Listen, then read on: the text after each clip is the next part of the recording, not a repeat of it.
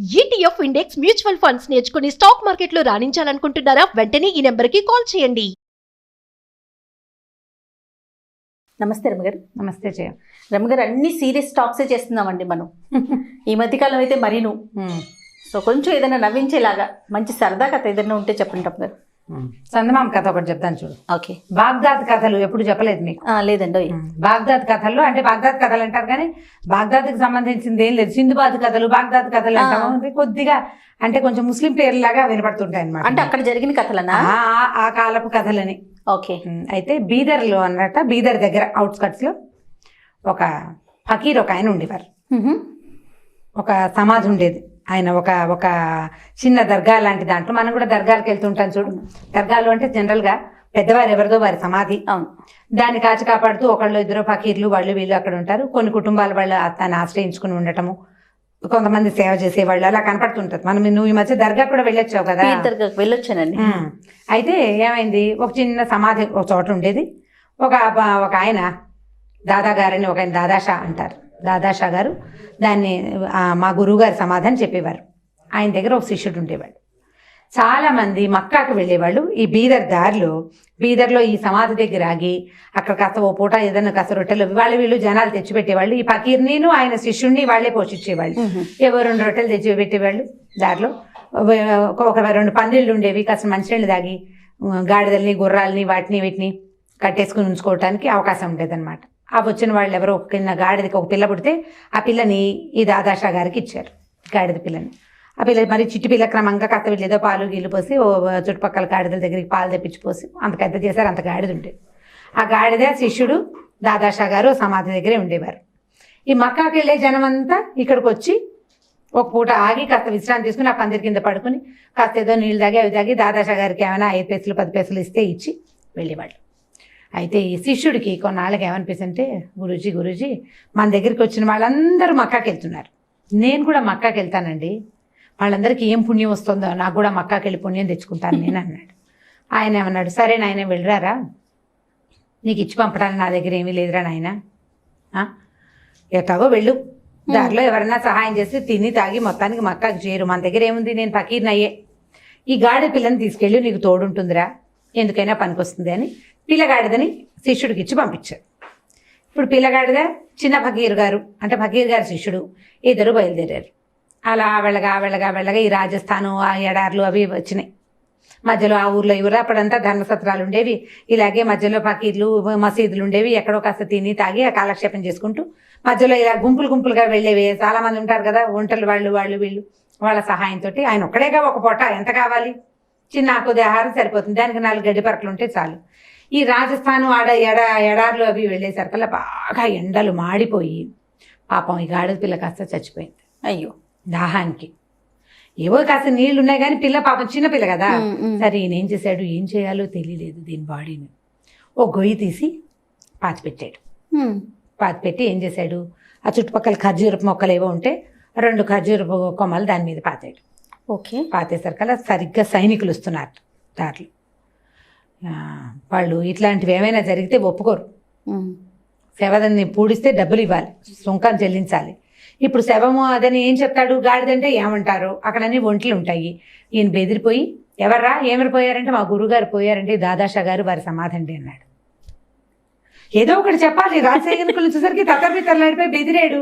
ఈయన ఎప్పుడు అలాంటి వాటిని చూసిన వాడు కాదు. ఓ 20-30 మంది పెద్ద భారీ పర్సనాలిటీలు, వీళ్ళ దగ్గర బల్లేలు గిల్లాలు, ముఖానికి శిరస్త్రాణాలు, పెద్ద ఒంటెలు, హడావిడిగా ఉండేసరికల్లా బెదిరి మా గురుగారు సమాధండి అన్నాడు.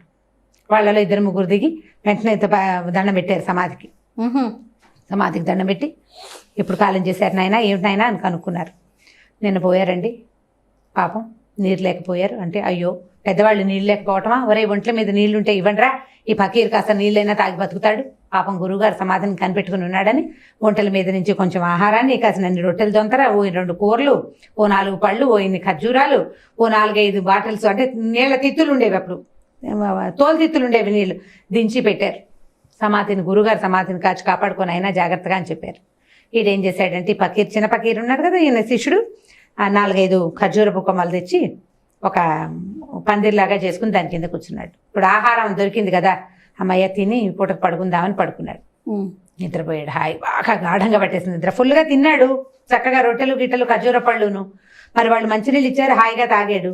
పైనేమో ఇది ఉంది, ఎడారి గాలి. పగలు వేడిగా ఉంటుంది కానీ సాయంకాలాలు చల్లగా ఉంటుంది, రాత్రులు. బాగా నిద్రపోయి లేచేసరికల్లా, తెల్లారేసరికల్లా ఒక పెద్ద ఒంటలు బిడారు. బోళ్ళన్నది గుంపులు గుంపులుగా ఉన్న జనం వీళ్ళ దగ్గర కూర్చున్నారు. వీడి దగ్గర కూర్చుని కనపడ్డారు. కొంతమంది ఏమో ఫకీర్ గారి సమాధి అంటే దాదాషా గారి సమాధికి దండం పెడుతున్నారు. ఇంకా ఒక 5-6 ఏమో మంచి జమా చెట్టిలాగా ఉన్నవాళ్ళు వెళ్ళి ఇంకా 4 ఖర్జూరపు చెట్లు కొట్టుకొచ్చి 2-3 పెద్ద పెద్ద పందిళ్ళు వేశారు. వాళ్ళంతా సమాధి దగ్గర రెస్ట్ తీసుకుంటున్నారు. మధ్యలో సేవించడానికి సమాధి ఉంది కదా, అంతే అంతే. అక్కడి నుంచి వాళ్ళు ఏం చేశారు, ఎప్పుడు కాలం చేశారు, ఏమిటి మీ గురువుగారు వారి చరిత్ర అంటే దాదాషా గారి గురువుగారి చరిత్ర ఉంది కదా, గురువుగారి చరిత్ర చెప్పుకున్నాడు. సరే, ఈ కథ అయింది.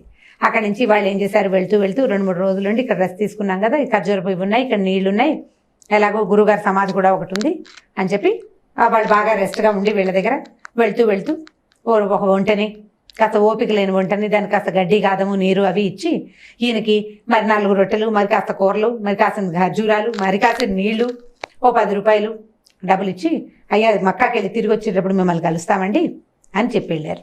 ఈయన అటు ఇటు చూస్తే ముందంతా ఉన్నది వీడి దగ్గర పిల్లగాడిదే, ప్రస్తుతం దాని సమాధి. అవి అక్కడ ఓ ఒంటకి సరిపడా సామాగ్రి. ఈయన ఒక 15 రోజుల దాకా వెతుక్కోక్కర్లేకుండా సామాగ్రి, కొనుక్కోవడానికి వీలుగా డబ్బులు. బాబా, ఈయన ఇంత పందిరి వేసుకున్నాడు, వాళ్ళు పెద్ద పందిరి వేసి వెళ్ళారు. ఇక రోజు 2 రోజులకి, 5 రోజులకి, 10 రోజులకి, 8 రోజులకి ఒక్కో జనము గుంపు వస్తారు, సైనికులు వస్తారు, ఆ దారిని పోయే వాళ్ళు వస్తారు, మక్కాకి వెళ్ళే వాళ్ళు వస్తారు. మధ్యలో రాజస్థాన్లో బోళ్ళు గుళ్ళు గోపురాలు ఉన్నాయి, ఉదయపూర్లు అవన్నీ చూడడానికి వచ్చేవాళ్ళు. వస్తుండగా ఈ సమాధి ఇప్పుడు కులమత విచక్షణ ఏమిటో, ఫకీర్ సమాధి అంటే దండం పెట్టాల్సిందే అంతే. ఈ కులం ఈ మతం ఆ మతం విచక్షణ లేదు. ప్రతివాడు ఓ దండం పెడతాడు, అక్కడ ఏవో కాసిన నీళ్లు ఉంటాయి, 2 ఖర్జూరాలు ప్రసాదం అక్కడ పెడతారు, నోట వేసుకుంటారు, కాసిన మంచినీళ్ళు తాగుతారు, పందిరి కింద విశ్రాంతి తీసుకుంటారు. మెల్లిగా ఓ వంట కాస్త 2 వంటలు 3 వంటలు చొప్పున ఒంటెలు పెరిగినాయి, ఒంటెలకు పందిళ్ళు పెరిగినాయి, మనుషులకు పందిళ్ళు పెరిగినాయి. ఈ వచ్చిన వాళ్ళల్లో 2-3 మంచి బలశాలు అయిన వాళ్ళు, ఇక్కడ ఇంతమంది జనం చేరుతుంటే నీళ్ళు లేకపోతే ఎలాగండి, మా దగ్గర మంచి సాధనాలు ఉన్నాయని వాళ్ళ దగ్గర చిన్న సైజు మోటార్లు ఉంటే బాగా తవ్వి 2 చెలమలు లాంటివి ఏర్పరిచారు. నీరు కూడా ఉంది పుష్కలంగా. అటు నుంచి ఇటు నుంచి వచ్చేవాళ్ళు ఒక 5-6 ఖర్జూరపు చెట్లు కాస్త గైరుగా ఉన్న మొక్కలు తెచ్చి వేశారు. పక్కన నీటి ఇవ్వకుండా సరికల్లా ఖర్జూరాలు పెరిగిపోతాయి. మంచి హడావిడిగా తయారైంది, అదొక పుణ్యక్షేత్రం అయిపోయింది. ఇలా నడుస్తుంది. ఇది మెల్లిగా అలా పెరిగి ఈయన దగ్గర డబ్బులు చేరటం మొదలుపెట్టినాయి బాగా. మరి వచ్చిన వాళ్ళంతా 10 నేను ఒక్కదాన్ని ఇస్తే 2 రూపాయలు ఇస్తాం, మనం ఒకళ్ళం ఇస్తే, మళ్ళంటి వాళ్ళు 10 మంది ఇస్తే 10 రోజులు ఎంత అయిపోయింది, బోల్డ్ అయిపోలా. సరే, అక్కడి నుంచి ఏమైంది, బోల్డ్ డబ్బులు వస్తున్నాయి. ఇవి వచ్చిన వాళ్ళలో 2-3 శిష్యులుగా చేరారు. ఎటు వెళ్ళడానికి ఆసరా లేని వాళ్ళు, ఒంటరి వాళ్ళు, ఏదో హాయిగా నీడ పట్టడం సుఖంగా తినచ్చు కదా అని ఉండిపోయేవాళ్ళు, గురువుగారికి సమాధిని సేవించుకుంటూ ఉండేవాళ్ళు, భక్తులు, సోకాళ్ళు భక్తులు కూడా జనమంతా ఉండిపోతున్నారు.